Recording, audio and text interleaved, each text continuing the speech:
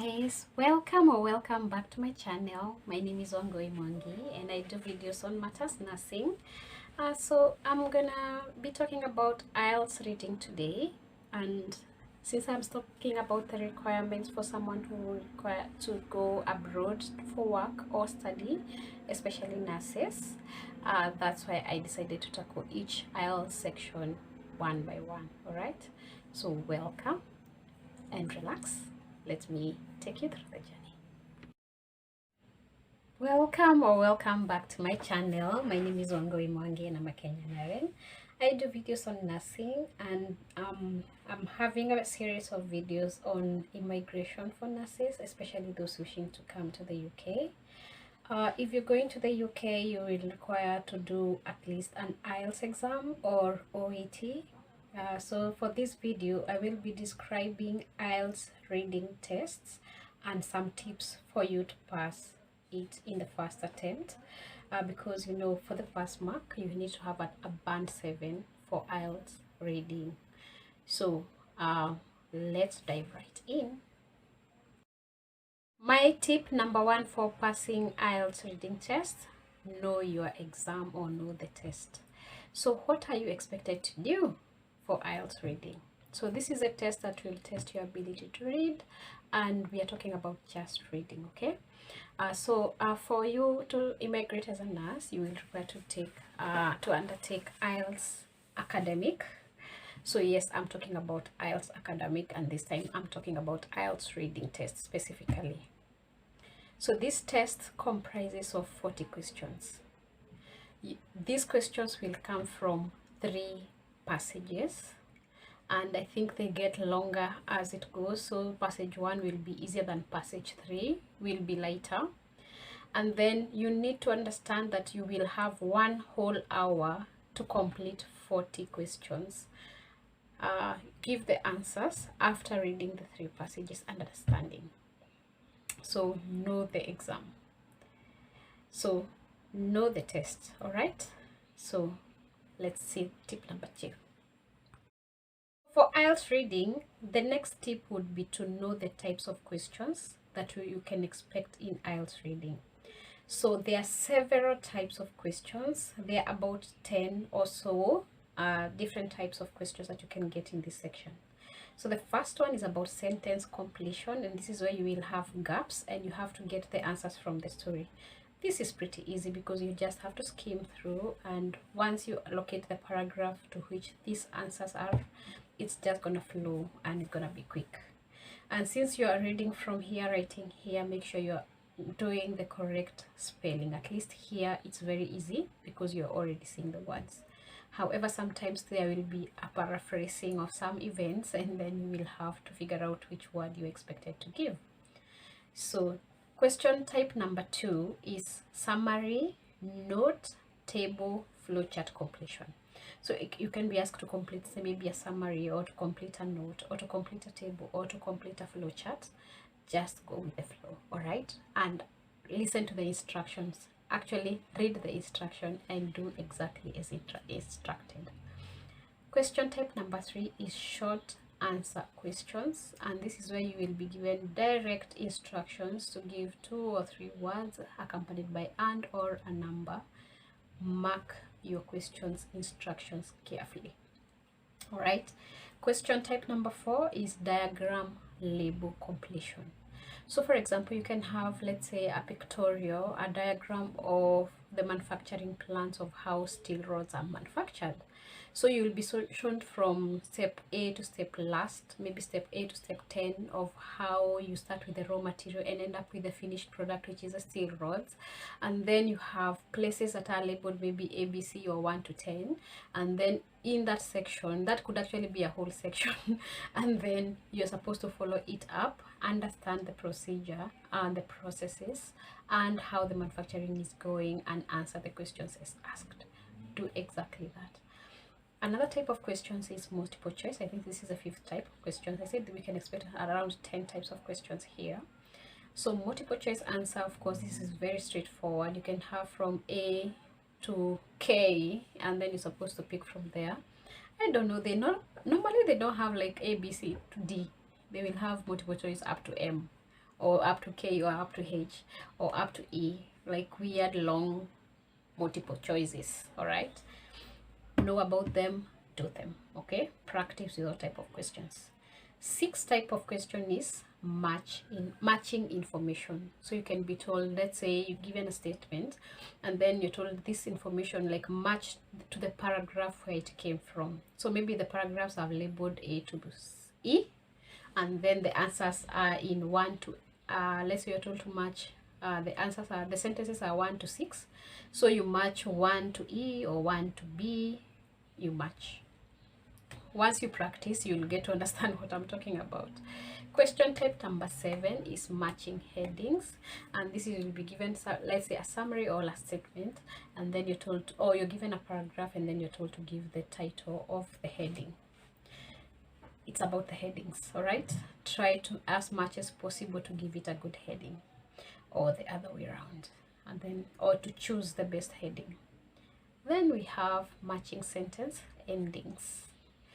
This is also a question type, and it's number 8. Just learn how to do that. And then we have the true, false, not given. True, false, not given. Please know, when you're given this kind of question, the tip is most likely you will utilize all the 3, and most likely the not given will be 1 or 2 questions. Then there definitely will be a few yes and there will be a few no. You just need to be keen. So if you're reading something and you're not sure whether it is not given or it is yes, most likely it was not given. But most likely if it is no, not given, most likely it will be still not given. So try to work it out. And you have very few seconds, because you have 60 minutes to do 40 questions. So you have roughly about 1.5 minutes to figure out and answer all the questions. All right. The final type of question is yes, no, not given. It is a little bit different from true, false, not given. Try to understand that part. All right. All right. So now that we have covered the 10 types of questions that you can encounter in IELTS reading, practice with all types. So let's go to tip number 3. Tip number 3 is practice, practice, practice. And again, I'm gonna give it this in examples. For example, if you have 6 months to prepare for IELTS, you can practice by reading newspapers, you can read journals, you can go online, you can listen to the BBC, go for articles, read academic articles, because this is where IELTS reading will come from. Those passages will be from somewhere, let's say a newspaper or some journal or something academic. All right, do as much practice reading, because this will help you with the skills that you require. All right, okay, I'm happy to proceed. So tip number 4. Number 4 in IELTS reading basically is you don't have to understand all the words or the passage. Sometimes you're just reading to get the answers and that's it. You don't know whether this passage is talking about macarons or whatever it is they're talking about. You don't have to have technical know-how of whatever is being described. For example, I gave the example of steel rods, the manufacturing process. I have never been into a factory, but I know steel rods are manufactured, right? So just flow with the English. You're not being tested your scientific evidence, your technical knowledge. You're being tested your ability to read English. Okay, it's about the reading. So, and going to this one, remember, you don't have to continue reading everything. You can actually skim through, get the main idea, and then as you check your questions, because once you spot your question and you spot an answer, just match them quickly, because you don't have time. You need to go and get yourself the visa and go wherever you're going. Okay. Number 4 is read the instructions carefully. This one I cannot emphasize more. You have to just read the instructions carefully and do exactly as instructed, period. If you're asked for one word, just write one word. If you're asked for one word and or a number, you can write one word, one number, one word and one number, whichever you prefer, or you can just give one number. All right, understand the questions, but most importantly, follow the instructions on the reading paper. Okay. So tip number 5, IELTS reading is mostly about vocabulary that you learn. Therefore, they're not gonna test complex vocabulary, but you might encounter a lot of vocabulary in the texts. Okay, so a few months to you taking the IELTS reading, make sure you're reading a lot of texts, a lot of articles, a lot of journals, a lot of newspapers, because this is where the vocabulary will be. A lot of novels as well. So, but most importantly, scientific journals, articles, newspapers will give you something good in terms of vocabulary. So make sure you're not making any grammatical or spelling mistakes. Okay, let's go to tip number 6. Tip number 6 is that you have to manage your time very wisely. And when I say very wisely, it has to really be very wisely. This is because the first text or the first reading will be easier than the third reading. So if you don't mind, spend less time with passage 1 and passage 2, give passage 3 more time. But I'm not saying they are not important. That's not what I'm saying. I'm just saying get through them and fast and go to the real thing, because you barely have time to finish. So if you're doing IELTS academic paper-based, you need to read it really fast. If you're doing the computer-based, the same case. However, I feel like I have done both paper-based and computer-based, and I think computer-based has an advantage because, especially when you're matching the paragraph, the screen is divided into 2 portions, and this part you have the passage and this part you have the questions. So you can actually be like doing this, and you're like comparing, and you're like reading the questions, and you're like reading the passage, and you're doing everything, and you're typing the answers. So it's pretty fast. Time management is my 6th point. So let's go to point number 7. Number 7 is don't panic. Be grounded, be calm. Even if I'm saying be fast, don't be so nervous that you're making silly mistakes. Okay, don't panic. It's reading. You have been reading since you were 2, so just be anchored in something, in the fact that you have the knowledge of English and you have practiced, and you're gonna ace it. Tip number 8 is you ignore everything you already know about the topic. So for example, they're talking about an article, and this article is about nurses working in theater, and you have the knowledge about nurses working in theater. Just forget about it. They're not going to test your nursing knowledge. They're going to test the general knowledge of every English speaking person, because this IELTS will be undertaken by anybody. Someone who is in nursing, engineering, pilots, a student. So just ignore anything you know on a technical basis. This is not about technical know-how, it's about English and the ability to read English. All right, moving on. Number 9, I would say practice both slow and fast. Pace yourself, because you can practice to do everything very quickly and you're running and making a lot of mistakes and errors. So to begin with, I would say practice your reading skills and not IELTS skills. Okay, so like journals, scientific journals that are not timed, they're just reading to improve your reading skills. Okay, but then slow and fast means once you start testing yourself with the IELTS material, make sure you're timing yourself, giving yourself only the 1 hour. Try to do it super fast that you're able to finish with 50 minutes. And then try to do it super slow that you're able to finish in 60 minutes. Because the only maximum time you have in IELTS reading is 60 minutes. And that's it. And you're done. And you have passed. And that could mean your visa. Just imagine that. I would say you learn 2 quick skills. The first one is called skimming. skimming, and the other one is called scanning. So scanning is just looking and noticing the things that you want to notice, underline.